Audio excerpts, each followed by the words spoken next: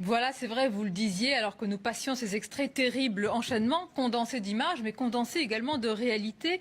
Et pour la première séquence, Laurence Marchandaïd, on connaît précisément désormais le profil de l'un des suspects ayant insulté Alain Finkielkraut, un suspect faisant partie de la mouvance salafiste. Ça vous surprend? Non, absolument pas. Ça ne me surprend pas parce qu'on se rend bien compte que ce mouvement devient l'excuse pour toutes les formes de revendication, de s'infiltrer et puis d'essayer de manipuler le mouvement. Il y a quelques semaines sur cette antenne, j'abordais la question effectivement qui était soulevée par des journaux étrangers. On en a la démonstration. Effectivement, il y a aussi des islamistes qui pensent qu'ils peuvent récupérer des miettes du gâteau et qui cherchent à déstabiliser évidemment ce mouvement à des fins de déstabilisation tout simplement de la République. Donc pour moi, il n'y a aucune surprise.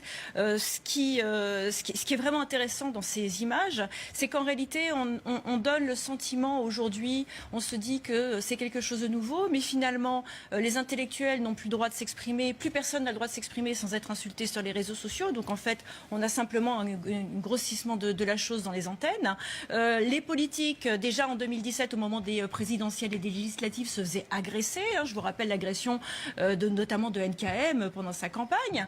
Et puis la dernière image, c'est les policiers. Les policiers, ça fait des années qu'ils se font caillasser dans les quartiers sans que personne s'en inquiète. Donc beaucoup semblent réaliser ce qui est en train de se passer, alors qu'en réalité, c'est le quotidien, malheureusement, de nos policiers.